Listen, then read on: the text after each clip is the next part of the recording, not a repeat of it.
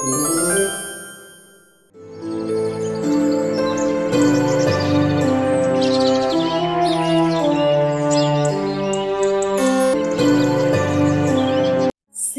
नाम के गांव में एक मोची रहता था।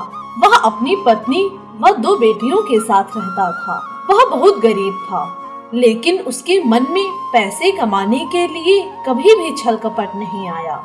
गांव के बाहर वह जूते बनाने की सारी सामग्री लेकर बैठता था। उसे गांव की गरीबी का हाल पता था, इसलिए मोची पिंकू गांव वालों से जूते मरम्मत करने के बदले अधिक पैसे नहीं लेता था।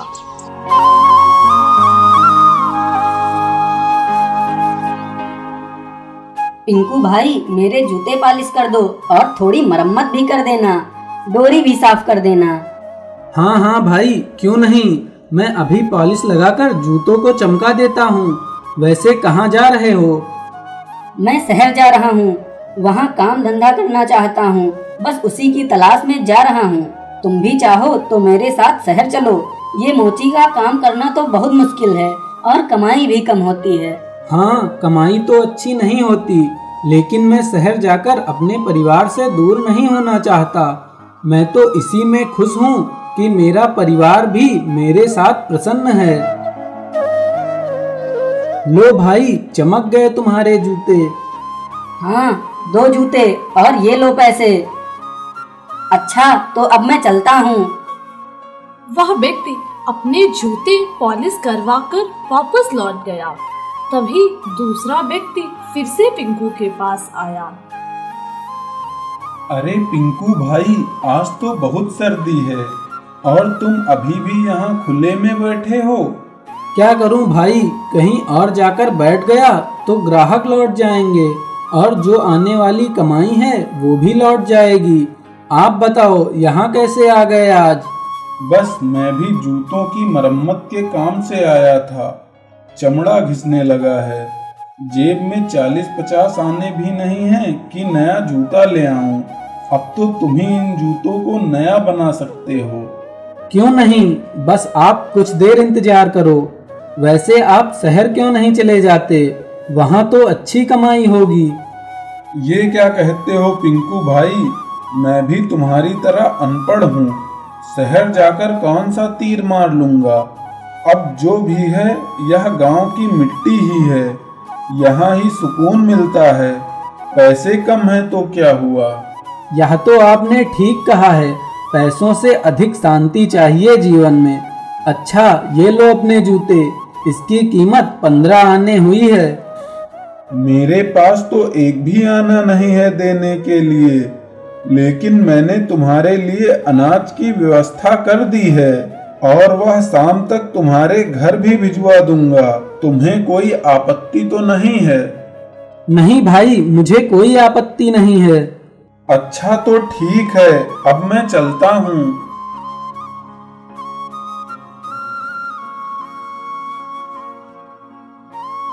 चलो, अच्छा हुआ कि मोहन भाई ने अनाज दे दिया।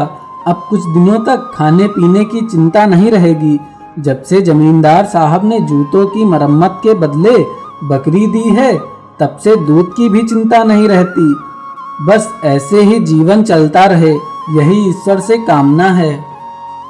पिंकू ने शाम तक अपना सारा काम खत्म किया और अपने घर की ओर निकल पड़ा।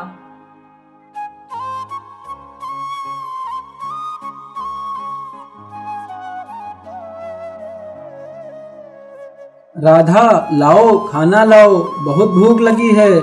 चुन्नी और गीता को भी बुलाओ, उन्हें भी भूख लगी होगी। हाँ, मैं अभी खाना परोसती हूँ। कल जमींदार के घर में बहुत बड़ी दावत है, उनके बगीचों की भी देखभाल की जरूरत होगी। क्यों ना मैं चुन्नी और गीता को लेकर जमींदार के यहाँ चली जाऊँ। वो दोनों भी जाएंगी तो अच्छी कमाई होगी।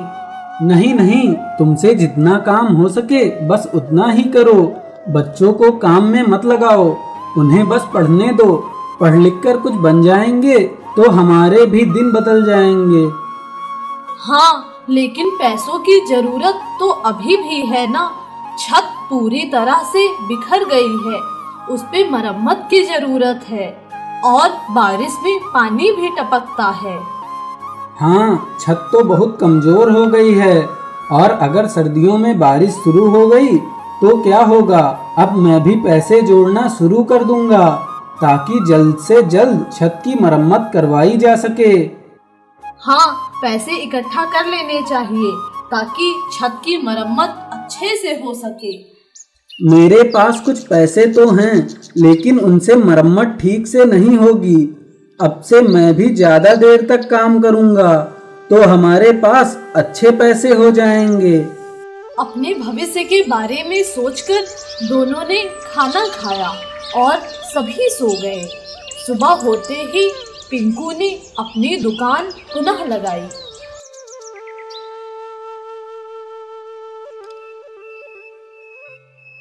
सुंदर भाई, कैसे आना हुआ? आज काम पर नहीं गए क्या? भाई, 1-2 दिन में लड़के वाले शादी के लिए मेरी बड़ी बेटी को देखने के लिए आ रहे हैं, इसीलिए जूतों की मरम्मत करवाने के लिए आया हूँ।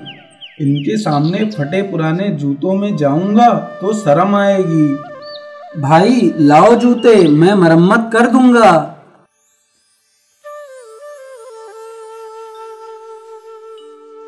यह जूते तो बहुत फटे हुए हैं। इनको छूकर ऐसा लगता है कि ये हिरन की खाल से बना चमड़ा है जो बहुत नरम, हल्का व मजबूत होता है। हिरन की खाल का चमड़ा तो बहुत हल्का होता है, लेकिन यह जूता तो बहुत भारी है। कहीं इतना पुराना और फटा जूता देखकर पिंकू जूतों की मरम्मत करने से इनकार न कर दे।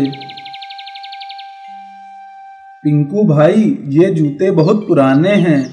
इन्हें मैंने अपने घर के पुराने सामान में से निकाले हैं।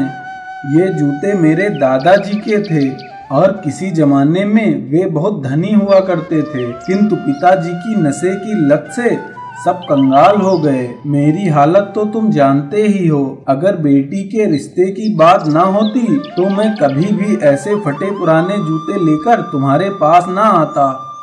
ये जूते तो हिरन की खाल के लगते हैं। तुम्हारे दादा में कुछ तो खास बात रही होगी जो इतने महंगे जूते पहनते थे।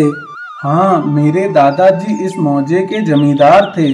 अगर पिताजी शराबी ना होते तो हमारी ये हालत ना होती।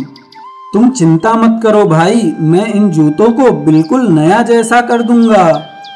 पिंकू भाई, एक बात और है, इन जूतों की मरम्मत के पैसे मैं बाद में ही दूंगा। अभी तो लड़के वालों के खाने का भी इंतजाम नहीं हो पाया है। आज मैं जहां काम करता हूं, वहां के मालिक से कुछ पैसे उधार मांगूंगा ताकि खाने का इंतजाम हो सके। देखो सुंदर भाई, जैसे तुम्हारी बेटी वैसे ही मेरी भी बेटी है। तुम फिक्र मत करना, मेरे पास चले आना। मेरे पास कुछ पैसे रखे हैं। बारिश में छत टपकने लगती है, उसकी मरम्मत के लिए मैंने कुछ पैसे जमा किए हैं। मरम्मत तो बाद में होती रहेगी, तुम आकर वो पैसे ले जाना। तुम्हारी इन बातों ने तो मेरा मन हल्का कर दिया। तुम्हारा बहुत बहुत धन्यवाद भाई।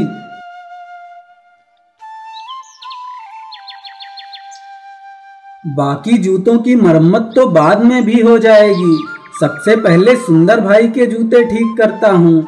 आखिर इज्जत का सवाल है। इन जूतों में सबसे महंगा तल्ला लगाऊंगा जो जमींदार के जूते में लगाता हूँ। जूतों में चमचमाते हीरे व मोती देखकर पिंकू बहुत आश्चर्यचकित हुआ। अरे यह क्या, जूतों में तो मोती हैं और ये चमकीले पत्थर, क्या यह हीरे हैं? लगता तो है। जल्दी से जूतों को ठीक करके घर के लिए निकलता हूँ। पिंकू ने जल्दी जल्दी जूतों की मरम्मत की और उन हीरे मोतियों को एक पोटली में रख लिया। सारा सामान बंद करके वो अपने घर की ओर निकल पड़ा।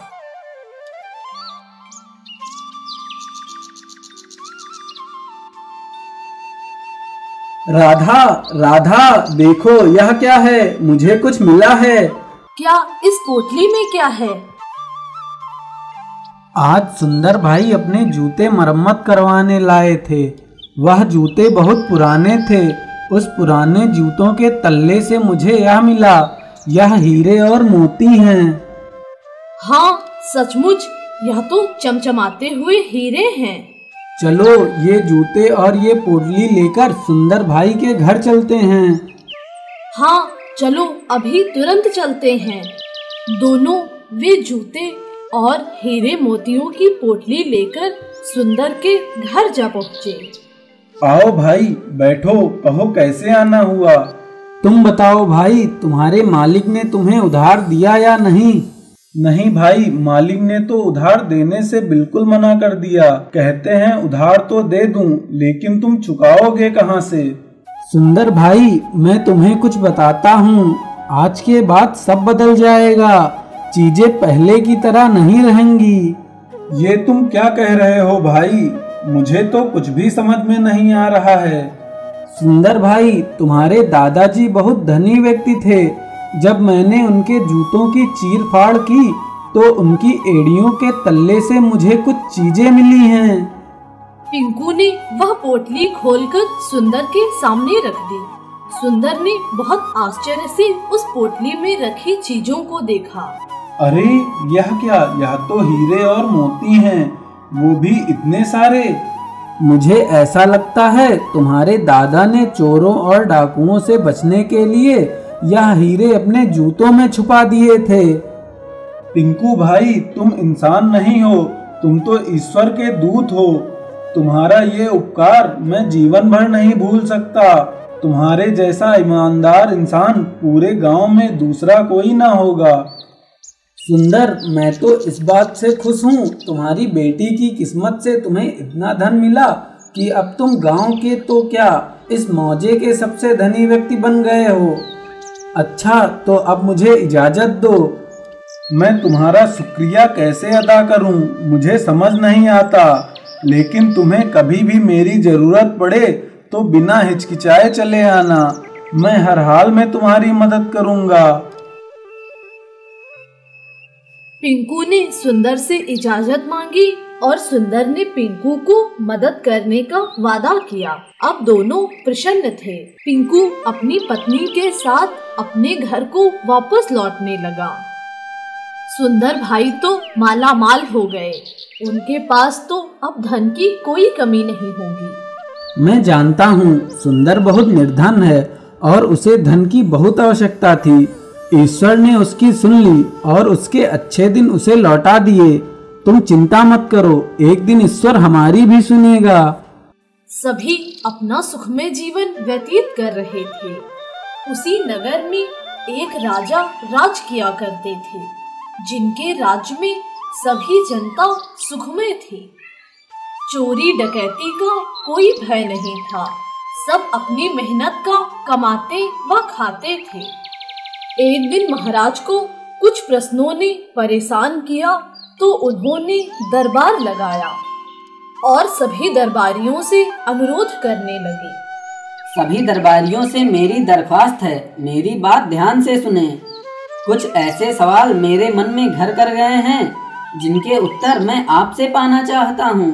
क्या आप उत्तर देने के लिए तैयार हैं? वो कौन से प्रश्न हैं महाराज जो आपको परेशान कर रहे हैं?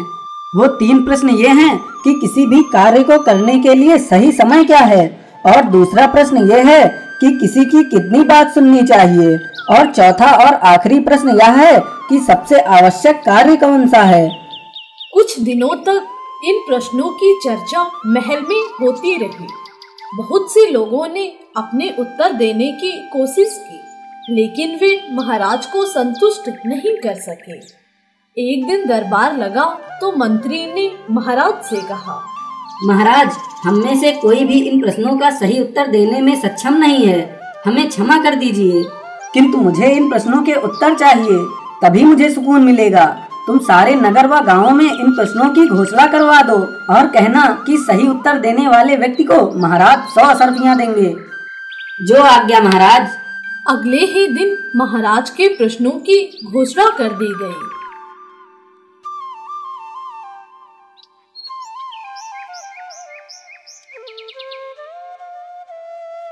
राधा, तुमने महाराज द्वारा पूछे हुए प्रश्नों को सुना है। महाराज उन प्रश्नों के उत्तर देने वाले को 100 असरफियां देंगे। हाँ, सुना तो मैंने भी है, लेकिन हमें कौन सा उन प्रश्नों के उत्तर आते हैं? हमें क्या प्रसन्नता। मैं शायद उन प्रश्नों के उत्तरों को जानता हूँ। मेरे पिताजी बचपन में मुझे कहानियाँ सुनाया करते थे। उनमें भी कुछ ऐसे ही प्रश्न पूछे जाते थे जिनके उत्तर मुझे पिताजी बताया करते थे। अगर प्रश्नों के उत्तर पता है तो जल्दी से तुम्हें महल जाना चाहिए और महाराज को अपने उत्तर के बारे में बताना चाहिए। तुम सही कह रही हो। मैं कल ही महल जाकर दरबार में शामिल हो जाऊंगा।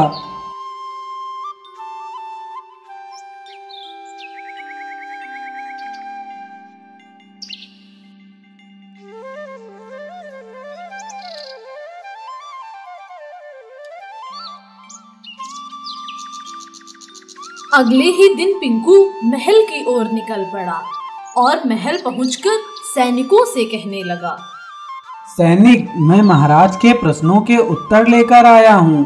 क्या मुझे सभा में जाने की इजाजत है? अवश्य चलो, मैं तुम्हें महाराज के समक्ष लेकर चलता हूँ।